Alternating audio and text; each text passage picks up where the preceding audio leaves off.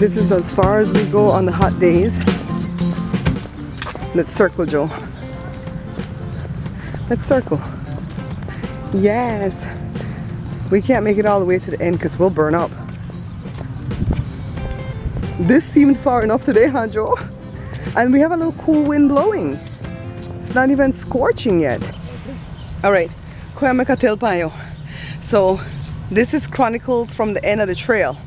Well, this one is not the end of the trail. This is halfway of the trail, right, Joe? So last night, I got a phone call and it was a funny ring. So when I went to go check, it was through Facebook Messenger. And guess who it was? It was my beautiful sister from another mister, Marie. Yes, Marie from Australia. You guys, thank you for all the prayers. Marie and Don are doing fantabulous. All right, they're doing great. They're in their new house. They love it.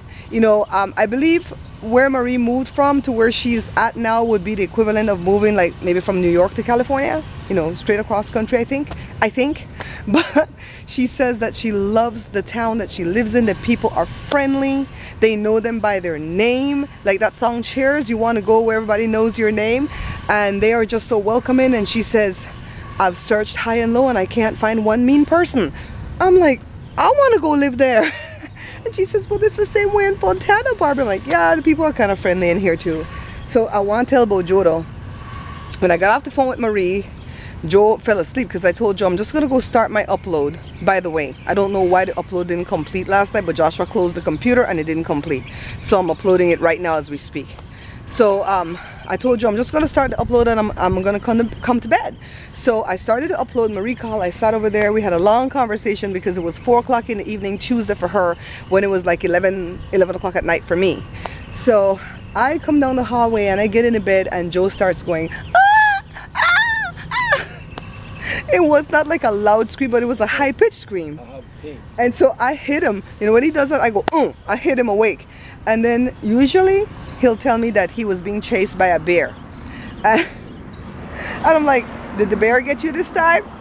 And so he just went back to sleep. He didn't bother with me. This morning on the trail, I asked him, so who was chasing you? Come tell the story, Joe. Mikias, we have to go. Mikias, Kungo. Nobody seen me. Right, go right now the lens. Okay, folks. So who made chase you? When did it happen in the dream? I was walking and Talk to you louder there, I can't hear you. I was walking and somebody come from behind me and grabbed me. And I was trying to get away. So the kidnapper was getting you? We talked too much about these kidnappers. So I was kicking and screaming and couldn't get away. Anyways, let's go back, guys. Come on, baby. Hold my hand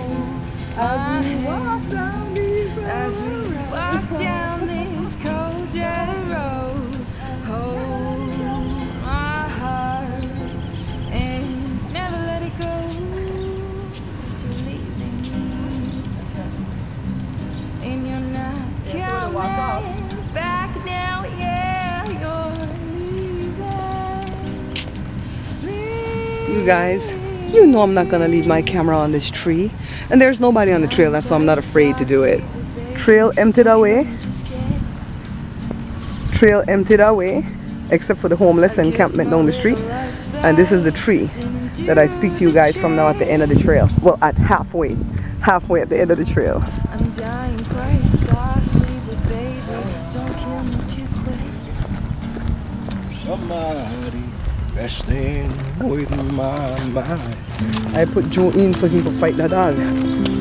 He not Greenwich. He said Greenwich could do anything.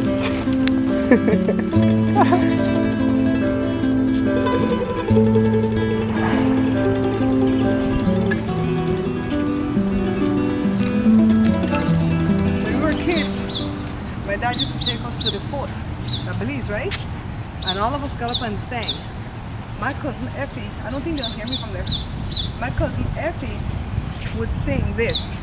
My body lies over the lotion. Not the ocean, the lotion. My body lies over the sea. Anyways, guys, this is where I see Jada. She might not be on the stage for the summer because they already have it all booked, and I think the concerts end the end of July. but they have other things coming up where they can put her on a stage. This is Mr. I can't hear you. Hi, folks. This is Mr. Joe coming to you live from. I can't hear you. You Hey, want to folks. talk so sexy or to talk low? Hey, people. This is Mr. Joe coming to you live for Fontana. You know, I'm gonna sing my little favorite song that I usually sing. From one of my favorite singers. You know, he died before I could meet him, so I wrote a little jingle about him. You know, so let's see how he gets out. That's not a jingle. That's a whole damn song. Well, Africa. Old George is gone, but that old possum's still around. Yeah, old George is gone, but that old possum's still around. Up and down the highway at a lawnmower and call it a Cadillac. When the police pull him over, he said, George, we're gonna haul you off the jail. He said, officer, before you haul me off to jail, oh, by any chance you have a cold one in your car? Yeah, old George is gone, but that old possum's still around. Yeah, the possum gone, but it's still around. I hope you guys were able to see Joe, the top of Joe's head, when we were talking at the end of the trail, because I think the camera was just set for me. Oh well, if you didn't, it is what it is. We're gonna fix it next time.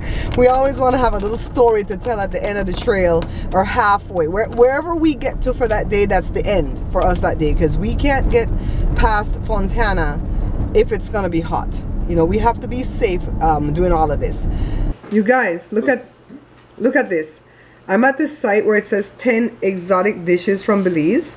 And the only reason I'm looking at this site is because I want to make sure that the Salbutes dish is called Spanish dish and not like something from the Mayans, right? I want to put the right name. And I scroll, this is the Black Dinner. And I'm scrolling. Look, they stole my picture from my Sarai and just put it out here at this website. And I'm screaming. And George's like, that's not your picture. I'm like, look, I know my picture anywhere, see? Chabil Mar, that's on the website. They just come and steal people's picture and put it out there for the picture. No. That's the way people. Then give me credit. Let them go back to my show and find this. Have you met Belizean people? Oh my God, have we though, Jory? Have we? I'm here at Kaiser in Ontario, not the Kaiser in my town, to do the HIDA scan. And I'm not looking forward to them putting an IV in me, but you know what? It is what it is. All right. So, huh? Yeah, it's small. Can you find a bigger one? Maybe over there, babe, on that side. The parking is like super compact. So yesterday, I had an amazing time. Does it seem the same size?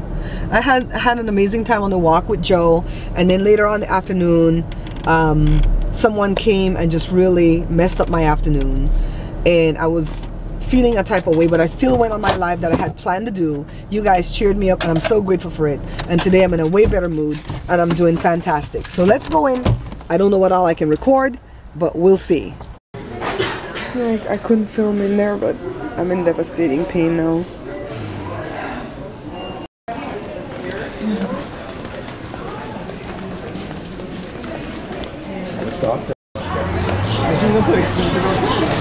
You check the pricing? It's a good price. Look at these pretty plants. I'm in devastating pain. That half and half almost killed me. And I don't know if it's the gallbladder or if it's just being lactose intolerant. Because you know, oh, this thing is kind of waving. You know, I've come to the conclusion that I am lactose intolerant, right? And she gave that thing to me. That thing was so cold and thick and beautiful and nice. And the minute it went down, my chest started to cramp. And she goes, that is quick. And I said, is that my gallbladder acting up? And she says, I don't know. I hope the wind wasn't too much out there just now when I was walking. Well, and talking to you guys. Yeah, so the lady was very nice. Joe was able to stay in the room with me, but I felt like if he did, he would have been trapped. And they had a beautiful farmer's market out here that he could come and enjoy the sun and everything else. So why trap him with me? So I told Joe, you can go. I said, baby, you can bail. And he goes, are you sure you're okay? He's so sweet. I'm like, yeah, you can bail. I'm okay. So they had a bajillion movies for you to pick from in a big old tube like this.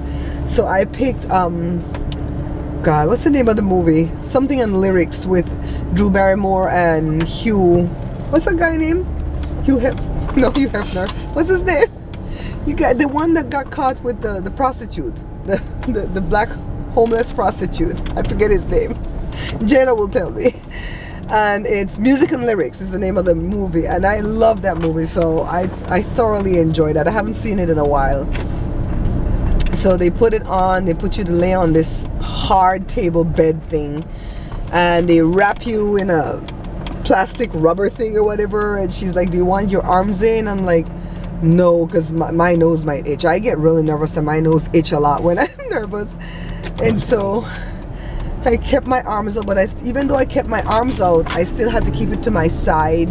They gave me pillow slips for my arms because they said you're gonna get cold, and I did. I got several times. I shook and shivered from being so cold. In the cold. And then they give you an injection. There was no IV. Thank you God there was no IV. I hate IVs. Hey. They give you an injection right in here, huh? Your friend is away wrong yet. Who that? Miss Sting, remember? Sydney? Diane. Oh, Sydney? Oh, okay. This is somebody that we used to work for that's so nasty. We never had any good luck. Is it here? CMT or something? C something. Let's see. Right there? Right there? See there? CPR? Yeah, CPR sales. Yeah, that's a nasty woman. If you look up to see who's the owner, she puts a white man as the owner. That's her friend, but it's a black woman that owns it. Joe and I never had any good luck when working with black women. Specifically, we had good luck working with black men, but not black women in the old business. They were just like cutthroat and nasty. So anywho, back at the story at hand. They gave me the injection, and she tried to distract me from the injection, and I told her I'm not afraid of needles. You can show me the needle, I don't care. And I lay down on the table, and they push you in the thing, but your face is out right here, and they put on the movie. Thank God for the movie, because I would have lost my cotton picking mind. But I laid there, and besides being cold, my lower back hurt because I don't lay on my back too long. I mostly sleep on my sides. And so when she pulled me out after 1 hour to give me the half and half, I asked her if she could give me another pillow for under my knee, because that would kind of give you that zero gravity thereabouts. Not quite, but a little bit better. And I drank the half and half, and like I said, it tastes good. I mean, it's cold and it's so thick and creamy, and I love thick, you know, creamy ice creams and stuff like that, and milks and stuff. But you know, I don't do it because I really do feel like I'm lactose intolerant. My aunt had been telling me this for years, because every time I would eat ice cream I would get nauseated. She's like, you're lactose intolerant. I said, shut up, Auntie JD, shut up, I don't want to hear this. But then I started to accept it this year, and I stay away from the milks, and I only drink Lactaid milk, and I only eat Lactaid ice cream, and I don't eat cheese. And anyways, the minute I swallowed that milk, Jonah, why the back to the thing like that? Now why the back to in the car to go? What do you have back there? Jessica, something from Jessica. Something from Jessica? Okay. Yeah, so the air bubble started, my chest cramped, my chest, not my stomach, my chest cramped. And she goes, do you have reflux? And I'm like, I haven't had reflux in forever. You guys know I don't have no heartburn and reflux and stuff like that ever since I cured myself with the honey. And it just bubbled and it bubbled, and it went in my upper stomach, and my upper stomach got swollen, and it bubbled and it bubbled, and then the gallbladder area starts like pricking me and picking at me. Like, you know, it feels like a little knife stabbing from the inside. And then the air bubble tried to move down behind my navel. Then it felt like it was behind my two boobs, and it felt like it was in my boobs, and it was like in my ribs, and it was, oh my God, why? Jesus, why? So that was another hour. So the test was friggin' 2 hours, just like they said. Okay? Oh my God.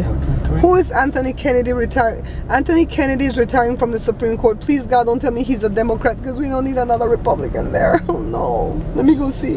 Supreme Court. I was watching a little bit of the news just now. Bernie Sanders is talking on MSNBC.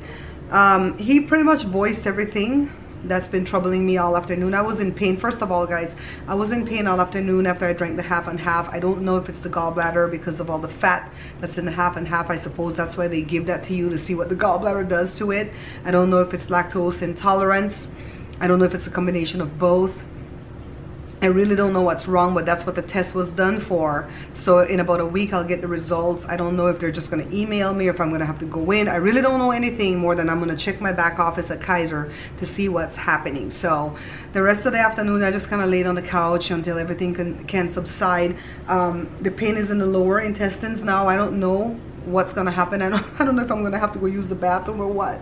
But I mean, I was in tremendous pain all day, and that's why I didn't go live. I wanted to go live to let you guys know that I was okay, but I wasn't okay. I was pretty depressed too, because with this man that's retiring, this justice, I just feel like we're screwed. You know, no matter what side of the aisle you land on where abortion is concerned, don't let that be the only reason why you pick the people who are in power above us, because it's not just about abortion. It's not just about same-sex marriage. It's about every other rights that we hold near and dear to us. That's why I live in this country. You know, I don't want to live anyplace else. I want to live here because we have so many wonderful rights that is afforded us, and I never take them for granted. And even though I've never needed an abortion, I know a lot of people in my life who needed one, and I've never judged them or condemned them, and I was really grateful that it was available to them safely. You know, I have a lot of gay people in my life that I love dearly, and if they take away their rights to be married, that would hurt my heart. I mean, I don't think I'm a conservative person, so that's why I stopped going to that evangelical church, because I'm not conservative. I would even say that I'm very liberal, you know, because I believe everybody has the right to be happy. And if Trump gets the right to put in somebody else, this is what I was fearing. I wanted him to remove him and Pence before any of these justices died or retired, because he's going to put in who the evangelicals want him to put in, and we are screwed. All right, if you're working somewhere and you're a woman and your contraceptives are covered, they're not going to cover that anymore. You know, we're not even going to have these clinics like the clinics I had to go to when I didn't have insurance, you know, to get my pap smears and my mammogram and stuff. They're not going to have those because they're going to say, oh, they do abortions. When I got pregnant with Josh, I couldn't afford the pregnancy test back in '89. It was kind of expensive to buy a pregnancy test. It was closer to 20 bucks. And so I just went to that clinic for free. They did the pregnancy test, they did the ultrasound and everything, and they're like, yeah, you're pregnant. And all they said was, if you want to keep your baby, these are the paperwork you can fill out to go, you know, get medical or get whatever you need if you don't have insurance. If you don't want to keep your baby, these are your options. And they didn't force anything down my throat. They were just really professional about it, kept it moving. And I knew I wanted to keep my baby, so that, you know, that didn't bother me, but at least I knew I had a choice, you know. So don't be so quick to take away other people's choices, because they might come back and take away some of your choices, you know. So I'm going to be praying, but prayer alone is not enough, because God gave us free will, and the people that are against us are definitely exercising their free will to do what they want to do. So we have to get out. We have to mobilize. We have to take to the streets if that's what it takes. So don't just sit home and watch the marches. We have to be involved in the marches. We have to convince young people that they have to vote, like Jada and all her little friends. Well, Jada votes because I'm strict in here, because Joe and I couldn't vote forever because we were not citizens of this country until 08 for me, and then 09 for Joe. I couldn't even vote for Obama the first time. I told you guys the story already, because I got sworn in on November 21st, and he got sworn in, well, he got elected November 4th. Joshua was the only person that could vote out of this house at that time. Joshua was sick with the flu. Me and Joe carried him like this, you know, shoulder underneath his arm, carried him to the door because we weren't allowed to enter because we weren't voting. And we just stood him up at the, we told him, put him at the box, vote for Obama and come back out. Even if you can't vote for nothing else on the ticket, you vote for Obama and come back out. But he voted for everything else, of course. And we really instilled that in our children, that you should vote. I couldn't vote when I was in Belize because I left there when I was 15. I had no say-so in any country, you know, through no fault of my own. My parents brought me here. I didn't have that choice, you know, to come or not to come. So anyways, Josh, can you check my phone to see if Jessica answered my text? What's up?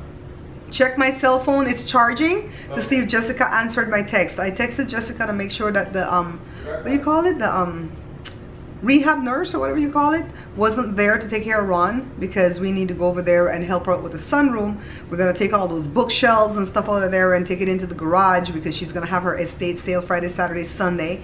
and we have to help her with that. We might not be able to be there all 3 days, but we can pop in and help her out because we don't want her to get ripped off. So we want all the stuff that she desires to go into the sunroom, and all the stuff she's going to sell to come from the sunroom into the garage, because Joe is telling her that she needs to take some tools with her. And with Dawn right now, the church dumpster was pretty full, but we threw some we threw some shit on top. Mom, you gotta censor yourself. We're headed to our apartment to toss the rest. Okay, text me when you're ready. They're actually pretty damn sturdy. I like the desk. I'm so glad they had me do it. Yeah. And they were so proud of the video that I did too. They were so cool. So that's like $100 worth of stuff right there. Yeah. Those 2 desks. Yeah, so Joe told Jessica, you can't sell all these tools. You're gonna need tools when you get into your new house. You're gonna need a hammer. You're gonna need this wrench. And she goes, I don't know what I need. Joe, help me. And poor Ron can't get out of bed to tell her what they need. And Ron has a lot of tools that has to do with making woodwork type stuff, like what do you call it? Joshua, there's a fly in here. Okay, I'll close my door. No, come kill it. When the fly goes in the curtain, Jada holds the fly between the curtain like this and shakes the fly to death. That little girl's a little murderer. Why does he wear these big, stupid red ties? And why are they trying to pretend like this little boy is not on the spectrum of something? You don't hear yourself? No. Joy, there's a fly, kill it. You like Jada, you kill it that way with the curtain. Jordan leaves blood, I think. No. Jada leaves with no trace. Look at this little monkey man. Yeah, he's so evil. Yeah, he definitely evolved from monkeys. And I can say that because he white. All these people are so darn evil. So we're going to go over to Jess, guys. And it's still daylight out, so I might still continue to vlog there. I had a really nice time on the trail with Joe. It was pretty cool. It was pretty cool. We had some fun. So anyways, I will catch you guys over at Jessica's. No, the phone never rang. I just did a missed call. So you guys, Joe and I were on a little adventure just now, a little discovery adventure. I was trying to find an old friend of mine. I've been friends with her since our kids were in elementary school. She has a son the age of Josh, and she has a son that's 40. She was one of the older moms at the time, and I didn't realize how much older until I looked on the internet and saw that she's 65 and I'm 51, so it was a big difference. But she was like a real quirky lady, but I liked her as a friend. And I think back in 06 she moved away to Salem. It might have been longer than that too. She moved away to Salem, Oregon. It was a big move for her because she's really like a nervous person, right? She's like a really nervous person. Didn't like to branch out of her little, safety net. But her older son convinced her to sell the house that her dad left to her. That's the house that she was born and raised in here in Fontana. And the mom died before, like years before the dad. Dad got sick, so she moved in to take care of the dad.